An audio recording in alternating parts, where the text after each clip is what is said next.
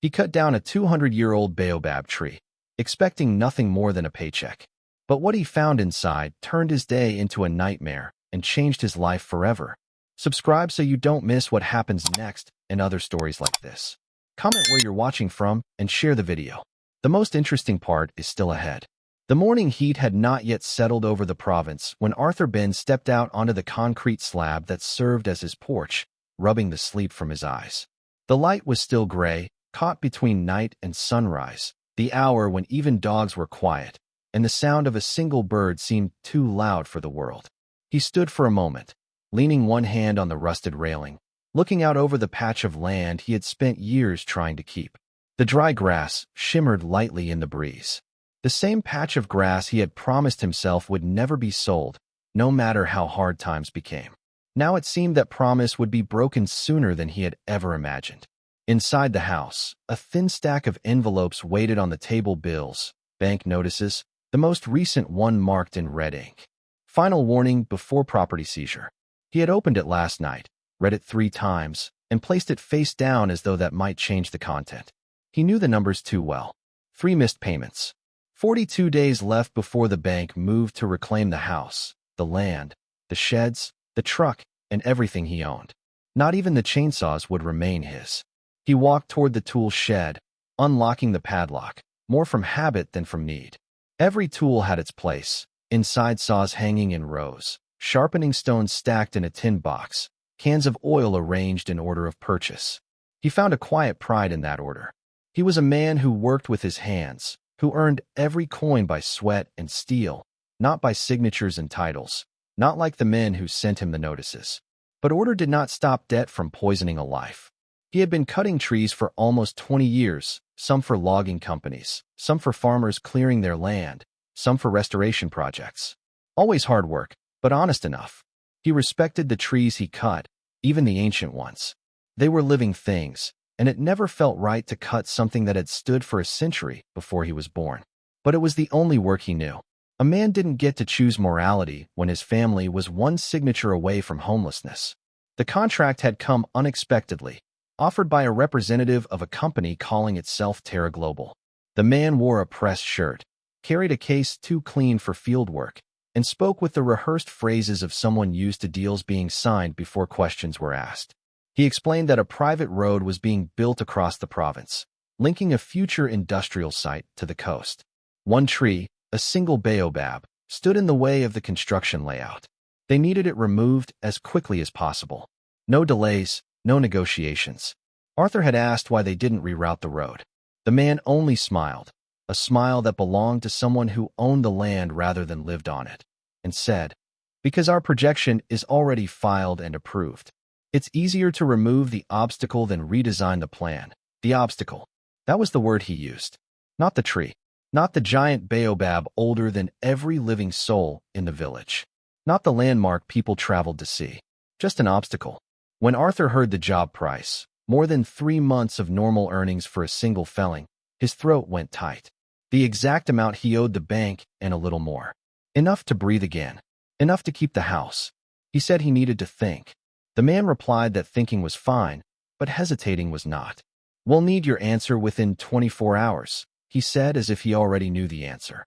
The local villagers knew the tree well. They called it Wama, the drum of mercy.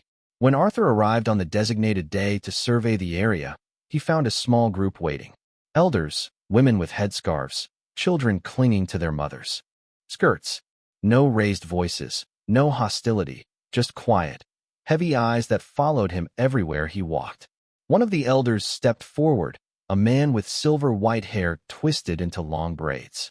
The beads around his neck were carved from ebony wood, each piece worn smooth by time. He told Arthur the tree was older than their written history, a guardian spirit, a witness to forgotten eras. He explained that to cut the tree was to break a covenant between land and people. His voice did not shake, nor did it plead, it simply carried weight. Arthur listened, respectful, but unmoved. He did not have the luxury of choosing beliefs over survival. The elder placed his hand on Arthur's shoulder and said something that would not leave him for days afterward. Some trees do not just stand, they keep. They remember. When you open what they guard, you take on the burden of what lies inside. Arthur thanked him, but did not respond. What answer could he give? That he believed him. That he cared. He cared about debt more. He cared about losing everything. No spirit would pay his mortgage. He walked closer to the baobab, trying to study it like any other job, but the tree resisted simple observation. Its trunk was monstrous, wide enough that 6 men holding hands could not encircle it. The bark was marked with strange indentations, not from animals or weather, but patterns too clean, too intentional, like pressure points or scars left by something once pressed deeply into the wood. He touched the surface and felt an odd, faint vibration, as if the interior wasn't solid, but hollow and resonant. He marked his cutting zones with chalk, but the lines didn't convince him. Something about the tree felt wrong, not in a mystical sense, but in a practical one, as if it would not fall the way normal trees fell. The villagers watched silently the whole time. When he left, no one approached him, but he felt the weight of unspoken judgment at his back. He drove home, telling himself it was only work, only survival, only wood. But that night, lying in the dark beside a stack of overdue bills, he couldn't ignore the feeling that this time would not be like every other job. That cutting this tree would not end with a fallen trunk, a cleared road, and a paycheck, that something waited inside it, something the elder had not said aloud. At dawn, he prepared the chainsaw, checked the fuel mix, packed a bag of tools, and loaded everything into his truck. He stood outside his house once more, staring at the horizon where the baobab stood, hidden behind miles of earth and heat. The day had come. The choice was already made. He would cut the tree because no one else would pay the debt for him, and because whether he admitted it or not, part of him wanted to know what a tree that old might be hiding. When the engine started and the truck rolled down the dirt road, he felt a strange stillness settle inside him. Not peace, not confidence, but inevitability. He knew that once the first cut was made, there would be no turning back. Not from the work, not from what the tree contained, not from whatever consequences followed. He drove on, unaware that the next 48 hours would turn him from a simple logger into something much more dangerous, an accidental witness to a secret never meant to be unearthed. And the chainsaw, resting on the seat beside him, would be the key that opened it. The second day began with less certainty than the first. Arthur arrived at the site before sunrise, hoping to finish the first major cut while the air was still cool and the villagers were still asleep. But even at that early hour, he found 3 figures standing near the baobab. They did not speak to him nor block his work, only watched with the stillness of stone. Their silence made the act feel heavier, as if every motion of his hands were being measured and judged. He reminded himself that this was a contract, a job, a task to be completed. The consequences beyond that were not his responsibility. He repeated the thought as he fueled the chainsaw, but the words felt rehearsed and hollow, as though spoken by someone else. He pulled the starter cord, and the blade roared to life, filling the clearing with the sound of cracking engines and violent rotation. The villagers flinched. He stepped toward the trunk, placed the teeth against the chalk line, and began the first cut. The saw bit into the bark, sending shredded pieces flying, and beneath the expected resistance of ancient wood, he felt the familiar vibration of hard fibers giving way. For the first few seconds, it was normal. He leaned into the cut, focusing on angle and depth, until the saw suddenly jarred with a violent metallic shriek.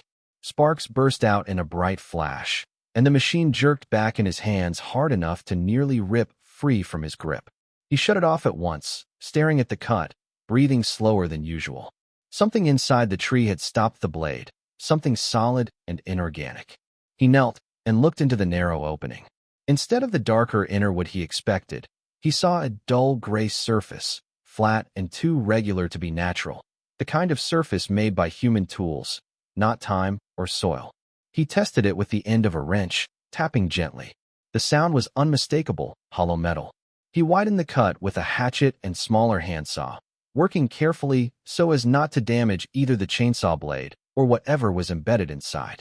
As more bark and inner wood fell away, the shape became clearer, a curved form, not the angle of pipes or rails, but something rounded like the side of a tank or a container built to withstand pressure. The closer he looked, the more impossible it seemed. For a tree to grow around metal this completely, the object had to have been there for decades, possibly long enough for the bark to swallow it whole, for the wood to envelop it, as if it were a natural part of the trunk. The villagers began whispering. Some moved farther back. One woman covered her mouth as if the sight confirmed a story she had never wanted to believe. Arthur felt their eyes, but kept working, widening the view until the glint of rivets and seams appeared beneath layers of organic growth. He had never seen anything like it in his life. He stepped back and thought deeply, trying to understand his next move. He knew enough to recognize that metal embedded inside a living tree was not something he could simply ignore and cut through. Whatever this object was, it was not placed there casually. Someone had gone to great effort to hide it, and to hide it in a way no ordinary person would ever think to look. He made a decision, then, one that went against every normal instinct of a man paid to finish a job quickly. Instead of continuing deeper, he pulled out his phone and called Dr. Kane, a biologist he sometimes worked with on environmental restoration projects. Kane was the sort of man who looked at the world not as a set of surfaces, but as a complex history of layers. If anyone could tell him what he was looking at, it would be him. Kane arrived an hour later, carrying a portable case of tools and diagnostic instruments. He was a lean man with eyes that remained sharp even when his speech turned slow and thoughtful. As soon as he approached the Baobab, he stopped, not in shock, but in fascination. He circled the trunk, running his fingers over the patterns on the bark, the indentations, the unnatural symmetry. "This isn't lightning damage or tool marks," Kane said after a long silence. The tree grew around something large, something it shouldn't have been able to swallow. Arthur showed him the exposed metal. Kane crouched, peering into the cavity, then stood again with a somber expression. "It's not random debris. This was placed here intentionally," Kane said. "And based on how deep it sits, it's been here at least 50, maybe 70 years, maybe more." 70. Arthur echoed. "The tree is 1,000 years old." Kane nodded. "More?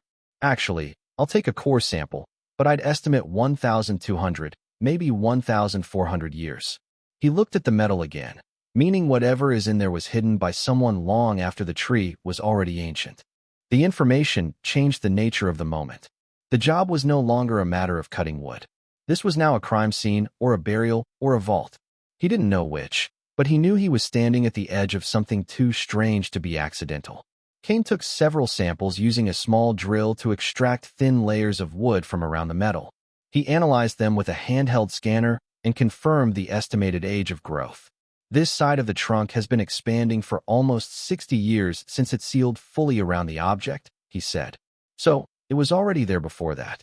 Someone opened the tree once, inserted this, whatever it is, then sealed it, expecting no one to ever disturb it." Arthur absorbed the weight of those words. The elder's warning began to replay in his mind, no longer as superstition, but as a kind of memory transferred across generations. Some trees do not just stand, they keep. They remember. Kane's tone changed as curiosity gave way to caution. "The shape, the thickness. It looks like some sort of container. A capsule, maybe. It's too smooth for industrial junk and too deliberate for discarded weapons." "Military?" Arthur asked, not because he believed it, but because it was the only explanation that fit the feeling forming in his stomach. "Possibly," Kane said quietly. "And if that's true, then I don't think we're supposed to be the ones opening it." Arthur glanced around. The villagers had retreated farther, but not left. They watched with a fear that no longer seemed mystical. It now resembled the kind of fear born from old stories with real consequences. He turned back to the exposed surface. The morning sun caught the metal just right, and he noticed something he had overlooked. Markings etched into the curved plate, faint, eroded, but not erased. Not language exactly, but stamped symbols, numbers, maybe partial codes. He brushed away dust and dried sap, revealing what looked like the top edge of a sealed hatch. Kane exhaled slowly. "This isn't debris. It's a door." The realization drew a coldness across the back of Arthur's neck. He thought of the chainsaw jarring, the sparks, the ringing clang. He thought of how close he had been to continuing the cut without pausing. If he had opened the capsule by accident, if anything inside were volatile, he might not be standing there now. Kane fitted gloves and inspected the hatch, searching for a release mechanism. It was not designed like a commercial container, but like something manufactured for isolation, where safety depended not on locks, but on sealing pressure. The bolts were fused in place, but not rusted through, protected by the tree itself. With slow effort and a crowbar, they managed to shift the first one. The others followed reluctantly with the groaning metallic complaint of old engineering waking from sleep. Arthur steadied the side of the hatch as Kane pried it loose. When the seam finally gave way, the stale breath of the interior escaped in a sigh of ancient, odorless air, a breath that had been trapped inside the tree longer than either man had been alive. Kane shone the lamp inside. The interior was organized, padded with thick insulation, and lined with straps that held the contents secure, even if the capsule had been shaken or dropped. And the contents were unlike anything either of them had prepared themselves to see. The first item was a rolled set of maps, thick film reels, the kind used before satellite imagery, covered in contour lines and coded markers. Some portions were labeled in English, others in French, some in a shorter, unfamiliar cipher. They depicted coastlines and topographic regions, but no modern names, only grid coordinates. Next were file binders sealed in plastic envelopes. The edges of the pages had yellowed, but the seals had kept the contents intact. Each binder carried the stamp of restricted classification, some in government formats, some in military. The kind of documents that never entered public archives unless redacted into unusable fragments. And then there were the glass ampoules, 8 of them held in cushioned slots, cloudy with age, but intact. Some were filled with milky liquid, others with sediment-like residue settled at the bottom. No labels, no warning symbols, nothing to indicate whether they were medicine, poison, or something between. Kane didn't touch them with bare hands. He lifted one using tongs, holding it under the scanner. The first reading came back inert. The second reading flagged a possible organic trace. It wasn't conclusive, but it was enough to make Kane speak more carefully. "These aren't samples from plants or soil," he said. "These are controlled substances, possibly medical prototypes, possibly biological agents. If they were meant to be stored underground, they would have degraded. But here, inside a living organism, conditions stayed stable. This tree wasn't just a hiding place. It was a preservation chamber." Arthur didn't reply at once. He looked again at the capsule, then at the surrounding bark, then at the open clearing where the construction road was meant to run. So, someone hid something dangerous, and they hid it in a way no one would ever check unless they were paid to kill the tree.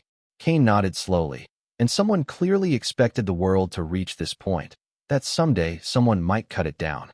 That thought held them in silence until a sound broke it, a faint whirring in the distance. Arthur looked up, scanning the sky.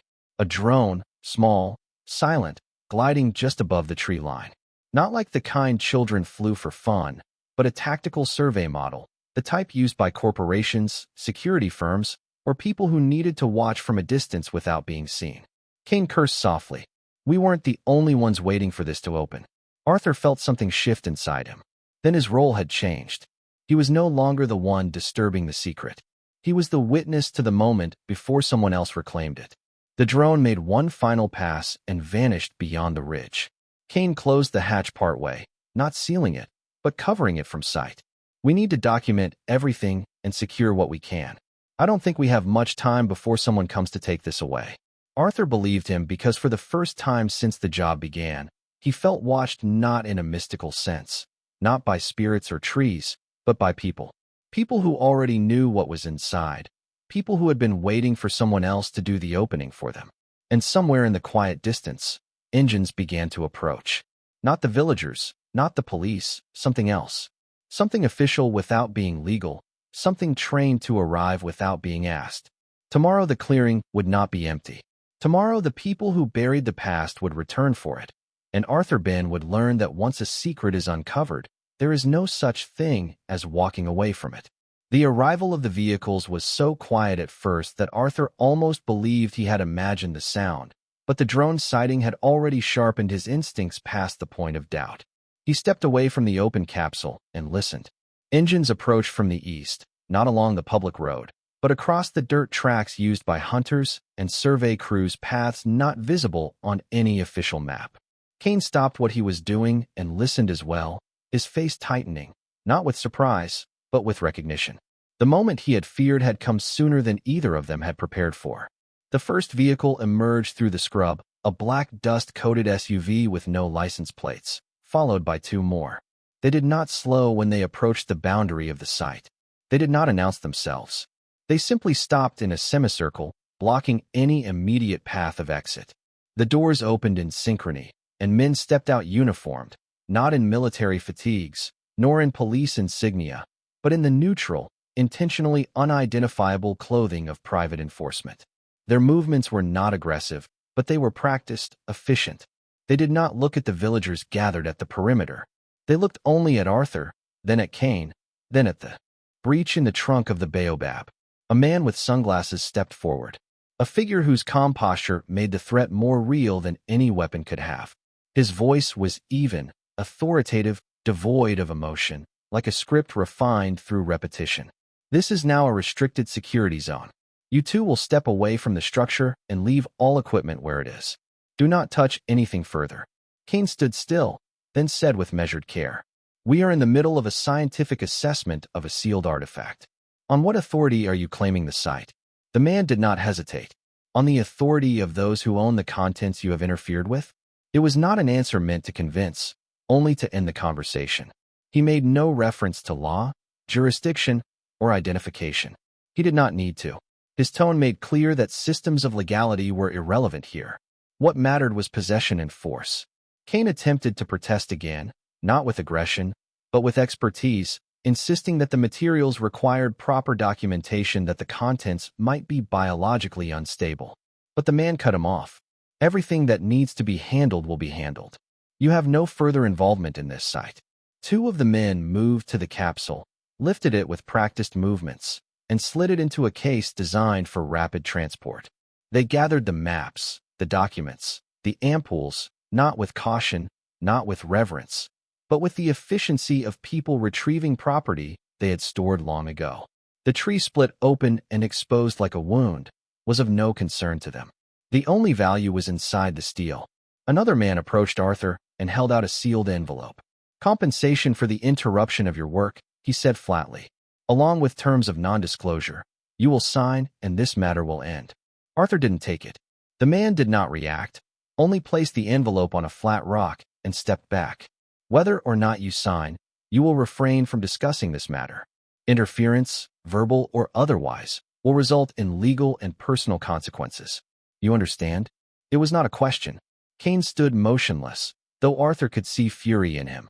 Anger not at the men, but at the realization that science, truth, and reason meant nothing in the face of organized secrecy. He was a man used to fighting misinformation, not erasure. As the last of the capsule's contents were secured, one of the men walked toward Cain and spoke in a low voice, one meant only for the two of them. "Your cooperation today will prevent complications tomorrow. I recommend you consider what you value most, your research, your career, or your safety. You cannot have all three." They left as quickly as they had come. No sirens, no commotion, only a brief cloud of dust, and the lingering impression that they had rehearsed this before many times in many places with many people who no longer spoke of it. The villagers watched them go in silence. When the last engine faded, one of the oldest women approached Arthur and placed her hand on his arm. "Now you see," she whispered. "It was never the tree that was dangerous. It was what men hid inside it." Cain walked away from the crowd, pacing in tight circles as if trying to rearrange the world in his head. "They didn't just take the evidence," he said finally. "They took the narrative. They will write the story now. We'll be erased from it entirely." Arthur said nothing. He felt the truth of it too deeply to answer. He picked up the envelope the man had left behind. It was thick, heavy, filled with cash. No instructions, no badge, no names, just money. A purchase of silence issued like a payroll deposit. He opened it not to accept it, but to count it because numbers were evidence. He memorized the serial ranges, the denominations, the placement. If he was going to be forced into silence, he would at least know the shape of the gag. That night, Cain did not return home. Arthur called him twice with no answer, then drove to Cain's residence. The front door was locked, the curtains drawn, no lights inside. No car in the drive. On the porch sat a stack of papers weighed down by a stone printouts, not left for Arthur, but abandoned mid-process. Notes in Cain's handwriting showed cross-references to military archives, chemical code classifications, and a handwritten list of journalists known for exposing suppressed data. Arthur waited there for nearly an hour, hoping Kane would return. But the longer he sat, the more he understood. Kane had not left for work or errands. Kane had been removed. Arthur drove home under a moonless sky, checking his mirrors at every turn. A black SUV sat parked near the corner of his street. Nothing obvious, nothing illegal, just present, watching. His house, which had always felt too quiet, now felt like a target. Every window was a point of vulnerability. Every lock looked thinner. He walked the perimeter before entering, searching for signs of tampering. Nothing was broken. Nothing obvious was disturbed. And that made it worse. It meant whoever had been there knew exactly how to enter without leaving marks. He checked his phone and found nothing wrong until he realized the pause between dialing and connection had grown longer. Someone had placed a filter somewhere in the line. He checked his toolbox and saw nothing missing except the small camera with the photographs he had taken of the capsule before Kane arrived. Not the files, just the device. That was the message. They did not need to steal everything, only enough to make him aware that they could take more. He sat at the kitchen table and stared at the wood grain, letting the weight of the day settle. He was now a witness inside a story written before he was born. And witnesses were never meant to live comfortably. They were meant to vanish or be silenced or be paid into forgetting. But Arthur had not chosen curiosity. He had chosen survival. And now the only way to survive was to stop pretending he was uninvolved. He made a single decision that night, one that changed the direction of everything that followed. He would not run. He would not hide. He would not sign the non-disclosure. He would make copies of every piece of evidence he had left, distribute it in places no one could retrieve all at once, and force the truth into hands that could not be easily silenced. Because the men who took the capsule believed the era of secrets still existed. But Arthur Ben was no longer the man who cut trees. He was now the man who had seen what was meant to stay buried. And once a witness has seen enough, the only choice left is whether to stay silent or become dangerous. Arthur chose the latter. Arthur spent most of that night awake, seated at the small kitchen table with the envelope of money in front of him, not as a gift, but as a declaration of war. The silence inside the house felt different now. No longer a refuge, but a kind of pressure. The kind that grows when someone knows they are being observed without being touched. Every creak of the floorboards sounded like a footstep. Every passing car sounded like the beginning of a raid. He knew now that he was not simply a man who had seen something. He was a man who had seen something that others had worked decades to keep unseen. And there was only one kind of person the world made room for after such a moment. Someone who cooperated and disappeared quietly, or someone who refused and was erased. He placed the bills in neat stacks, recording the serial numbers one by one in a notebook, not because he needed the money, but because he needed proof that the attempt at silence had happened. Every number was a signature, a trail that might one day lead back to the men who had come without names. He photographed the notebook, then copied the numbers again onto a folded sheet that he sealed in an envelope and placed inside a hollow section of the wall behind a loose panel no stranger would think to inspect. Evidence, once scattered, became harder to destroy. He then retrieved the final copy of the photos Kane had taken, the only surviving record of the capsule before it was seized. The camera had been stolen, but the files were not gone. Kane had sent a transfer to Arthur's email the night before he vanished. A silent warning disguised as routine data sharing. Arthur saved the images to 3 separate flash drives, each hidden in a place associated with a different part of his life. One beneath a loose floorboard in his own house, one inside the rusted spare tire compartment of his truck, and one taped beneath the drawer of a borrowed toolbox stored 50 miles away in a relative's shed. The only rule that mattered now was this: no single point of failure. He spent the rest of the night writing names, reporters, researchers, human rights advocates, people who had built careers out of surviving the backlash of truth. He would not contact all of them. He would not contact any of them yet. But he would create a chain of conditional release. If he ceased activity, if he disappeared, if his phone went offline for more than a set number of days, the information would send itself. The next morning, he drove to the edge of town, taking back roads instead of highways, watching for tails. 2 cars appeared behind him at separate times, then turned away. Maybe coincidence, maybe not. But nothing felt like coincidence anymore. He stopped at a gas station with public Wi-Fi, sat in his truck, and created encrypted drafts on hidden email accounts. Not messages to send, but messages to wait. They contained the photos, the coordinates of the Baobab site, the timestamps of the arrival of the armed men, and the recorded serial numbers of the payoff money. Each message contained only a piece of the story, a puzzle that only mattered if someone assembled it. And the activation key was simple: his silence. He closed the laptop and breathed in slowly. He was no longer acting out of panic. Every step had purpose. Fear was no longer a reaction. It had become strategy. But there was still one thing he needed before he disappeared behind plans and precautions. He needed to know what had happened to Kane. He drove to the university that Kane had worked with on previous projects, asking for him by name, pretending to follow up on a pending research survey. The receptionist answered too quickly, saying Kane was on indefinite leave. No explanation, no forwarding contact. When Arthur pressed gently, she lowered her voice and said she had been instructed not to provide details. Not instructed by the university, just instructed. That was confirmation enough. Kane had not left. Kane had been removed. Arthur walked out of the building feeling the last thread of normal life snap. There would be no returning to the version of himself who woke before dawn to sharpen tools and check weather reports. That man was gone. That life had been sawed through the moment his chainsaw hit metal. He drove back to the ruins of the Baobab, not because there was work left to do, but because it was the only place where the world still felt honest. The tree was still there, split open at the wound he had created. The capsule was gone, but its impression remained like the missing tooth in a jaw. The villagers were gone, too. The offerings were gone. Only the hollow remained, a scar where a secret had lived and died. He sat on the exposed root and let the sight settle into him. He understood something then, something that had nothing to do with governments or corporations or forgotten wars. The tree had never been a hiding place. It had been a witness older than every man who had used it. And now, without meaning to, so was he.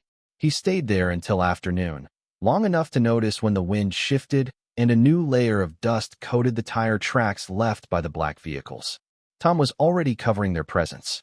The world was already trying to forget, but forgetting was no longer an option for him.